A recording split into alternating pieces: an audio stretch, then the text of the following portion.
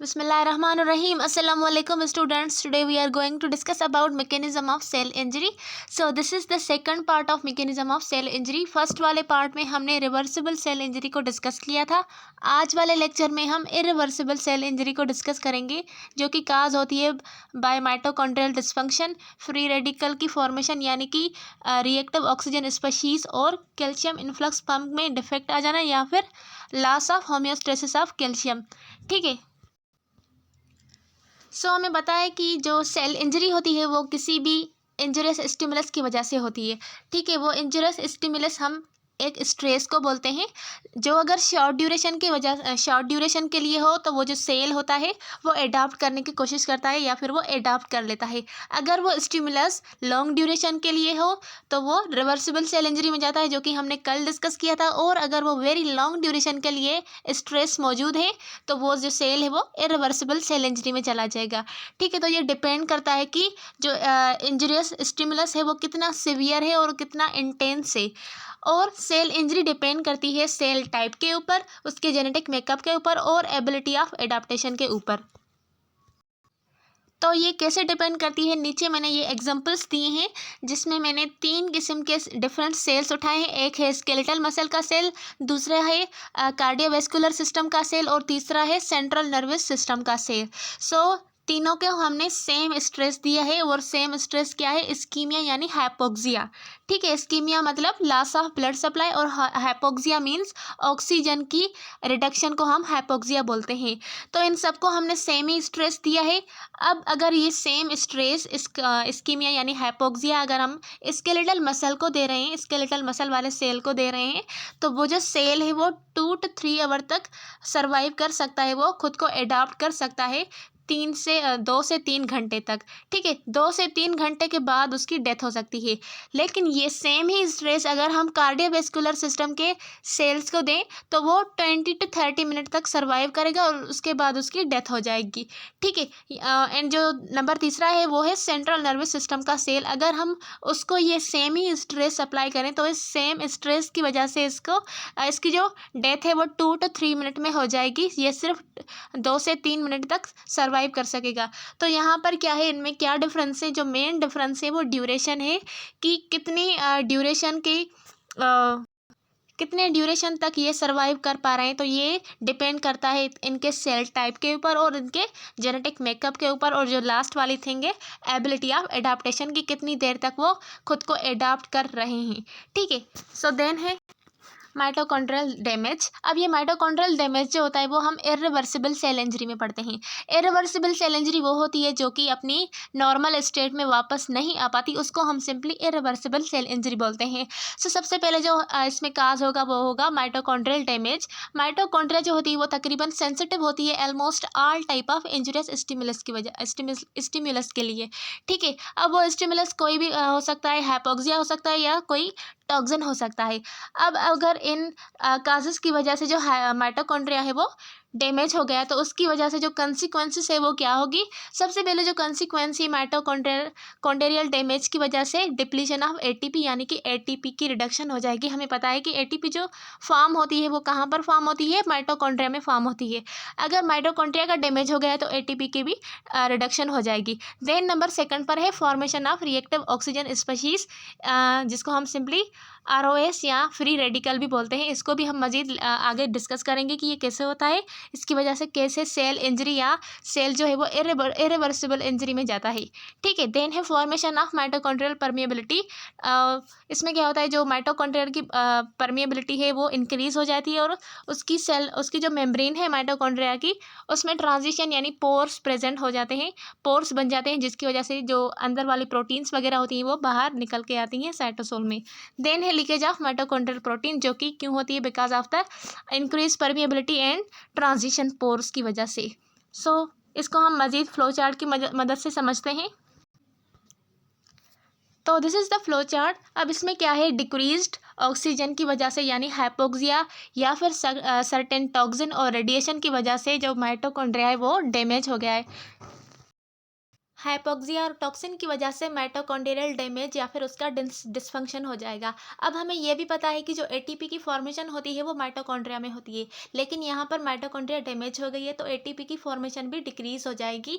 तो एटीपी की डिक्रीज होने की वजह से जो कल हमने इफेक्ट पढ़े थे रिवर्सिबल सेल इंजरी में, तो वो सारे प्रोसेस यहाँ पर भी अकर होंगे। ठीक है, तो यहाँ पर अगर वो वाले सारे इफेक्ट्स भी प्रेजेंट हो और आरओएस यानी रिएक्टिव ऑक्सीजन स्पीशीज की भी फॉर्मेशन बढ़ जाए तो इसका क्या होगा, मतलब कि यहाँ पर स्ट्रेस इंक्रीज हो गया। अब अगर इन स्ट्रेस जो है वो इंक्रीज हो गया तो सेल जो है वो कौन सी सेल इंजरी में जाएगा, इरिवर्सिबल सेल इंजरी में जाएगा। अब मैं थोड़ा सा पीछे आपको रिमाइंड करवाऊँ कि वो कौन से इफेक्ट्स थे जो कि एटीपी की डिक्रीज होने की वजह से हो रहे थे। अब ये वो सारे इफेक्ट्स हैं जो कि एटीपी की डिक्रीज होने की वजह से होते हैं, जिसमें है फेल्यूर ऑफ सेल मेम्ब्रेन, जिसमें सोडियम पोटेशियम पंप में डिफेक्ट आ रहा था, और एनएरोबिकली ग्लाइकोलाइसिस हो रही थी, जिसमें जो ग्लाइकोलाइसिस है वो पायरुवेट की जगह लैक्टिक एसिड में कन्वर्ट हो रहा था और वो क्रेब्स साइकिल में एंटर नहीं हो रहा था। फेल्यूर ऑफ कैल्शियम पंप और failure of protein synthesis in ribosomes. So ये वो सारी चेंजेस हैं जो कि एटीपी की डिक्रीज होने की वजह से होती हैं। देन यहाँ पर माइटोकॉन्ड्रियल डैमेज की वजह से प्रोडक्शन होती है आरओएस यानी रिएक्टिव ऑक्सीजन स्पीशीज। अब ये दोनों प्रोसेस मिलकर क्या करेंगे, मल्टीपल सेलुलर एबनॉर्मलिटीज़ करवाएंगे। अब मल्टीपल सेलुलर एबनॉर्मलिटीज़ की वजह से सेल डेथ होगी। वो कौन सी सेल डेथ होगी, नेक्रोसिस डेथ होगी। ठीक है, अब यहाँ पर आपको आरओएस समझ नहीं आएगा, वो हम आगे थोड़ा वीडियो को लास्ट में इसको डिस्कस करेंगे। ठीक है, देन जो सेकंड पॉइंट है माइटोकॉन्ड्रियल डैमेज में वो क्या है, डिक्रीज सर्वाइवल सिग्नलिंग। जैसे कि डीएनए और प्रोटीन डैमेज हो जाएगी, उसकी वजह से क्या होगा, प्रो एपोप्टोटिक प्रोटीन और एंटी एपोप्टोटिक जो प्रोटीन है उनमें से जो प्रो एपोप्टोटिक प्रोटीन है वो क्या करवाती है, इन्हांस करवाती है एपोप्टोसिस के प्रोसेस को, और जो एंटी एपोप्टोटिक प्रोटीन है वो क्या करवाती है, इनहिबिट करवाती है एपोप्टोसिस के प्रोसेस को। अब हमने जैसे कि पहले ही पढ़ा कि माइटोकॉन्ड्रियल डैमेज में क्या होगा, माइटोकॉन्ड्रिया की जो सेल उसकी जो मेम्ब्रेन है उसमें परमेबिलिटी उसकी इंक्रीज हो जाएगी और उसमें पोर्स बनना स्टार्ट हो जाएंगे। अब इसके लिए मैं आपको दूसरा फ्लो चार्ट दिखाऊं। इस फ्लो चार्ट में आपको मज़ीद समझ आएगा ये जो मेम्ब्रेन है माइटोकॉन्ड्रिया की, इसमें पोर्स फॉर्म हो रही है, जिन पोर्स से क्या हो रहा है, साइटोक्रोम सी और अदर प्रो एपोप्टोटिक प्रोटीन्स जो है वो एक्टिवेट हो रही है। अब ये क्यों एक्टिवेट हो रही है, क्योंकि हमने पहले ही पढ़ा कि एटीपी की डिप्लीशन की वजह से जो कैल्शियम की कंसनट्रेशन है वो इंक्रीज हो रही है। ठीक है, कैल्शियम की कंसनट्रेशन इंक्रीज होने की वजह से कैल्शियम क्या करवाता है, कैल्शियम जो है वो एक्टिवेट करता है सर्टेन एंजाइम्स और प्रोटीन्स को। ठीक है, तो कैल्शियम अंदर जाकर क्या करेगा, इन साइटोक्रोम सी और अदर प्रो एपोप्टोटिक प्रोटीन्स को एक्टिवेट कराएगा, जो कि क्या करेगी, सेल की डेथ करेगी by the process of apoptosis. यहाँ पर क्या होगी, सेल की एपोप्टोसिस यानी सेल सुसाइड करेगा, और जो पीछे वाला प्रोसेस था उसमें नेक्रोसिस हो रही थी। नेक्रोसिस क्यों हो रही थी, because of the reactive oxygen species और लिपिड परऑक्सीडेशन। अब रिएक्टिव ऑक्सीजन स्पीशीज को आप ऐसे समझ ले कि ऐसा समझे कि कोई गोली जो है वो सेल को लग रही है, सेल खुद मरना नहीं चाहता लेकिन वो जो है उसको मारना चाहते हैं, तो ये कौन सा प्रोसेस हो गया, नेक्रोसिस वाला प्रोसेस हो गया। ठीक है, यहाँ पर ऊपर जो है ना वो डिफाइन किया गया है, increase systolic calcium, reactive oxygen species. अब इन सबको मिलाकर रिएक्टिव ऑक्सीजन स्पीशीज को हम ऑक्सीडेटिव स्ट्रेस बोलते हैं, और लिपिड परऑक्सीडेशन। अब लिपिड परऑक्सीडेशन आरओएस यानी रिएक्टिव ऑक्सीजन स्पीशीज की वजह से होती है। ठीक है, जिसमें क्या होता है, माइटोकॉन्ड्रिया की इंजरी होती है और उसका डिसफंक्शन होता है। तो ये हो गया सारा माइटोकॉन्ड्रियल डिसफंक्शन की वजह से सेल इंजरी कैसे काज होती है। अब ये भी हो गई हमारी इरिवर्सिबल सेल इंजरी। अब दूसरा वाला प्रोसेस देखें। So second is influx of calcium और लॉस ऑफ कैल्शियम होमियोस्टेसिस। अब हमने जैसे पहले ही डिस्कस किया कि जब सोडियम पोटेशियम एटीपीएस वाला पंप है उसको क्या रिक्वायर होती है, एटीपी रिक्वायर होती है, ताकि सोडियम को वो बाहर फेंके और पोटेशियम को जो है ना वो अंदर फेंके। लेकिन वहाँ एटीपी की डिक्रीज होने की वजह से जो वो प्रोसेस है वो स्टॉप हो रहा है। ठीक है, तो उसके स्टॉप होने की वजह से जो कैल्शियम सोडियम और वाटर की कंसनट्रेशन इंक्रीज हो जाती है विद इन द सेल, जिसकी वजह से क्या होता है, सेल कैल्शियम जो है वो इन्फ्लक्स होता है सेल के अंदर। नॉर्मली सेल में अंदर जो कैल्शियम की कंसनट्रेशन होती है, साइटोसोलिक कैल्शियम वेरी लो होती है। आप ऐसा समझे कि प्रेजेंट ही नहीं होती है। अगर प्रेजेंट होती भी है तो वो कहाँ पर प्रेजेंट होती है, माइटोकॉन्ड्रिया और एंडोप्लाज्मिक रेटिकुलम में प्रेजेंट होती है। अब यहाँ पर सेल को स्ट्रेस आ रहा है इस्कीमिया इन सर्टेन टॉक्सिन, तो वो क्या करवाएंगे, इंक्रीज करवाएंगे कैल्शियम को इन साइटोसोल यानी साइटोप्लाज्म में कैल्शियम की इंक्रीज करवाएंगे। तो साइटोसोल इनिशियली जो आ रहा था वो इंट्रासेलुलर यानी कि जो माइटोकॉन्ड्रिया और एंडोप्लाज्म में प्रेजेंट है उससे आ रहा था। अब माइटोकॉन्ड्रिया से कैसे आ रहा था, जैसे हमने पिछले टॉपिक में पढ़ा, तो माइटोकॉन्ड्रियल डैमेज में माइटोकॉन्ड्रिया की परमिबिलिटी इंक्रीज हो रही थी, जिसकी वजह से जो कैल्शियम है वो भी बाहर आ जाएगा साइटोसोल यानी साइटोप्लाज्म में। और उसके अलावा हमने जैसे एटीपी डिप्लीशन में पढ़ा था कि एक मॉर्फोलॉजिकल चेंज होती है जिसमें क्या होता है, सेलुलर स्वेलिंग होती है। सेलुलर स्वेलिंग के साथ साथ अंदर एंडोप्लाज्मिक रेटिकुलम में भी स्वेलिंग होती है। तो एंडोप्लाज्मिक रेटिकुलम में स्वेलिंग होने की वजह से हमने पढ़ा कि एंडोप्लाज्मिक रेटिकुलम में भी कैल्शियम प्रेजेंट होती है, तो उसकी स्वेलिंग होने की वजह से कैल्शियम बाहर निकल आएगा। ठीक है, तो इनिशियली ये सारे अंदर जो स्टोर पड़ी थी कैल्शियम वो बाहर निकलती है, लेकिन उसके बाद later due to influx across cell membrane, अब रिएक्टिव ऑक्सीजन स्पीशीज क्या करती है, वो पर ऑक्सीडेशन करती है लिपिड की, जिसकी वजह से जो सेल मेम्ब्रेन है वो डिस्टर्ब हो जाती है, उसकी परमिबिलिटी इंक्रीज हो जाती है, तो बाहर वाली जो भी कैल्शियम है वो भी सेल के अंदर आ जाती है। ठीक है, तो इसकी वजह से क्या होगा, कैल्शियम की जो कंसनट्रेशन है वो इंक्रीज हो जाएगी, और इंक्रीज कंसनट्रेशन ऑफ कैल्शियम क्या करवाएगी, ये हम आगे फ्लो चार्ट में देखते हैं। तो यहाँ पर फिर से ये सेम वाला ही प्रोसेस समझाया गया है। सेल इंजरी हो रही है जिसमें लॉस ऑफ कैल्शियम होम्योस्टेसिस हो रही है, और कैल्शियम जो है वो एंटर हो रही है साइटोसोल में। ठीक है, अब राइट साइड में लिखा है कि कैल्शियम एंटर करती है एंडोप्लाज्मिक रेटिकुलम में, तो उसकी वो क्या करवाएगी, स्वेलिंग करवाएगी, और माइटोकॉन्ड्रिया में भी जो इन्फ्लक्स होती है, कैल्शियम की कंसंट्रेशन इंक्रीज होती है, तो उसकी वजह से भी क्या होगी, माइटोकॉन्ड्रिया की भी स्वेलिंग होगी। ठीक है, स्वेलिंग होने के बाद क्या होगा, माइटोकॉन्ड्रिया रिलीज करेगी कैल्शियम को साइटोसोल यानी साइटोप्लाज्म में, और जो एंडोप्लाज्मिक रेटिकुलम में भी कैल्शियम प्रेजेंट है वो भी साइटोप्लाज्म में रिलीज होगी। ठीक है, देन क्या होगी, increase cytosolic calcium activate enzymes. अब जो इंक्रीज हो गई है लेवल कैल्शियम की, वो क्या करवाएगी, एक्टिवेट करवाएगी सर्टेन एंजाइम्स को। वो कौन सी एंजाइम्स है जिसको कैल्शियम इंक्रीज करवाएगी इन साइटोप्लाज्म, तो सबसे पहले है एटीपीएस। ठीक है, जो कि क्या करवाती है, ब्रेकडाउन ऑफ एटीपी, एटीपी की ब्रेकडाउन करवाती है, उसको हम एटीपीएस बोलते हैं। और जो सेकंड है वो है फास्फोलाइपेज। अब फास्फोलाइपेज जो है वो क्या करवाएगी, डिक्रीज एंड डैमेज फास्फोलिपिड। अब फास्फोलिपिड जो है वो कहाँ पर प्रेजेंट होती है, हमें पता है जो भी सेल मेम्ब्रेन है, जो भी मेम्ब्रेन से वो किस चीज़ से बनी होती है, वो सब फास्फोलिपिड से प्रेजेंट बनी होती है। ठीक है, तो एक जो है वो मेम्ब्रेन है, सेल मेम्ब्रेन है, दूसरी न्यूक्लियर मेम्ब्रेन है, और तीसरी जो है माइटोकॉन्ड्रियल मेम्ब्रेन है। ठीक है, तो ये वो सारी जो मेम्ब्रेन है वो फास्फोलिपिड से बनी है।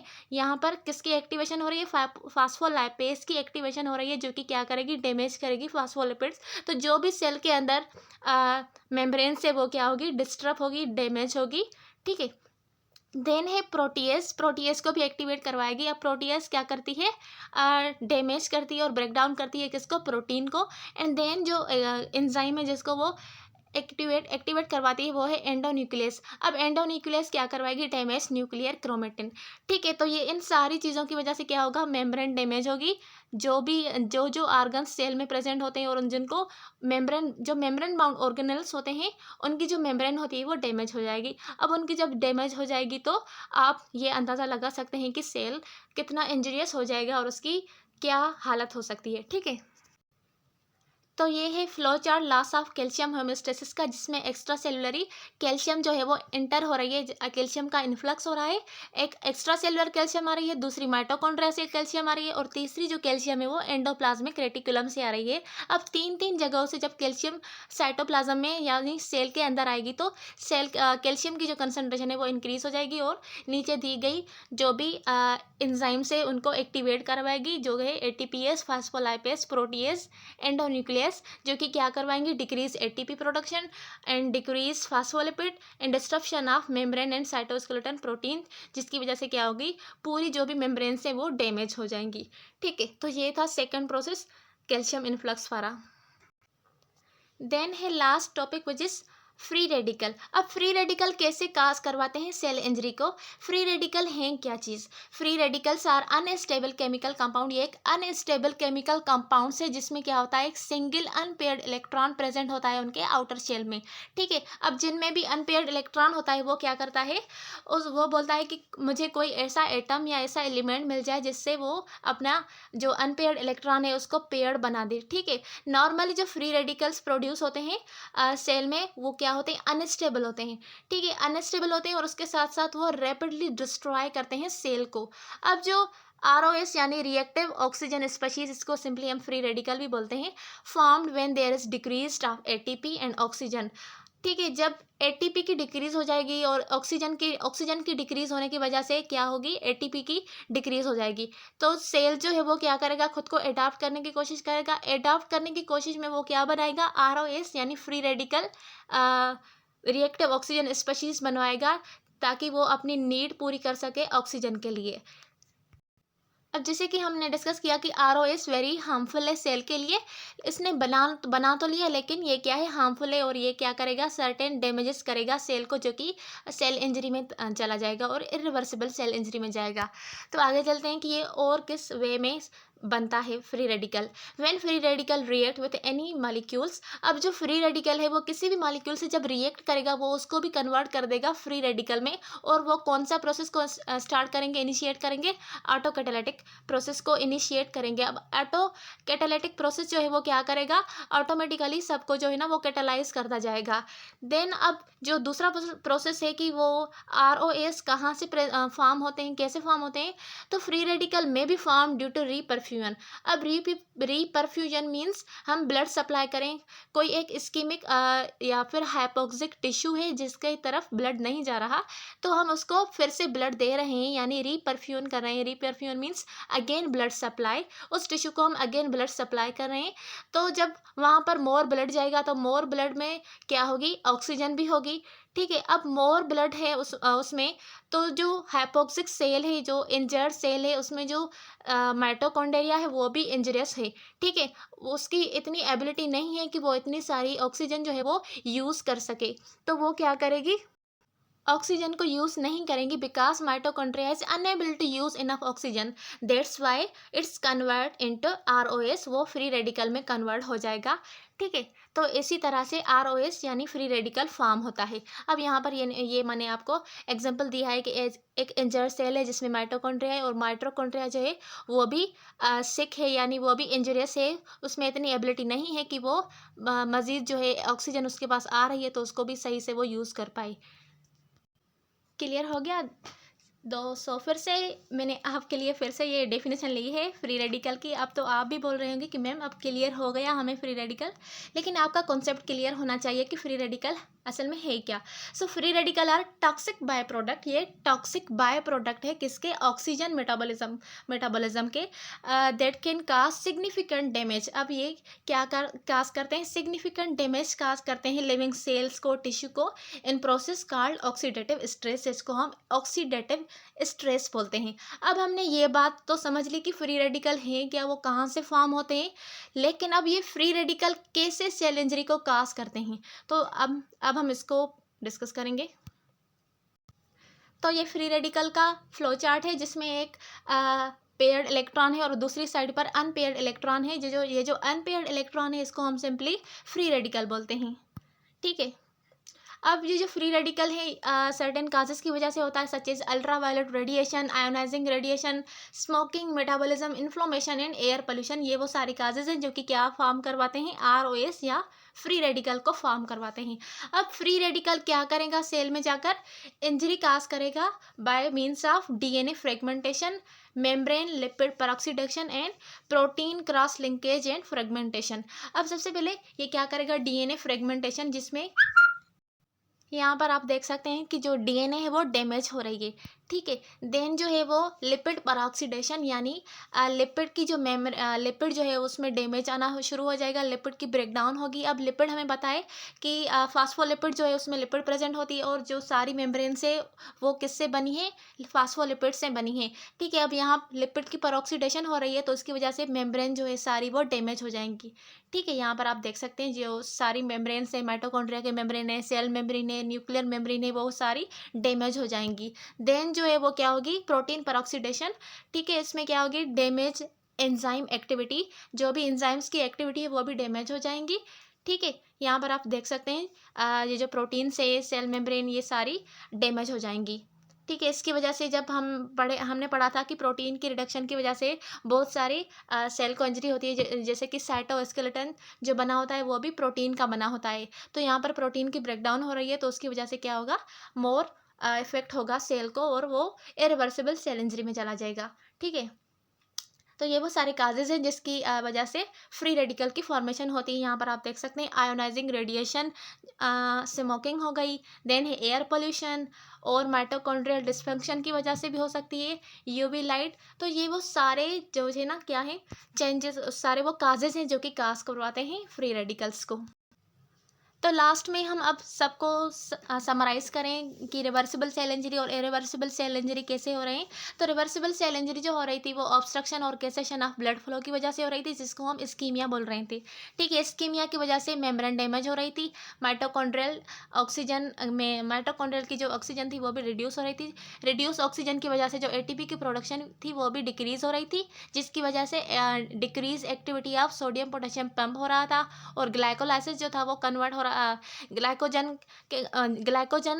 के कन्वर्ट होने के बाद वो लैक्टिक एसिड में कन्वर्ट हो रहा था, जिसकी वजह से पीएच जो है वो डिक्रीज हो रही थी। डिक्रीज पीएच होने की वजह से न्यूक्लियर क्रोमेटिन यानी क्लम्पिंग हो रही थी क्रोमेटिन की और स्वेलिंग हो रही थी लाइजोसोम की।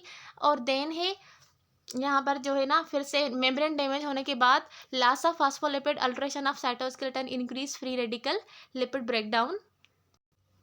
फास्फोलिपिड की ब्रेकडाउन होने की वजह से और लिपिड की ब्रेकडाउन होने की वजह से क्या फॉर्म हो रहा था, फ्री रेडिकल्स फॉर्म हो रहे थे जो कि क्या करवा रहे थे, एंजाइम्स को रिलीज करवा रहे थे, जो कि कैल्शियम की इंक्रीज होने की वजह से एंजाइम्स की एक्टिवेशन हो रही थी और वो डैमेज कर रही थी।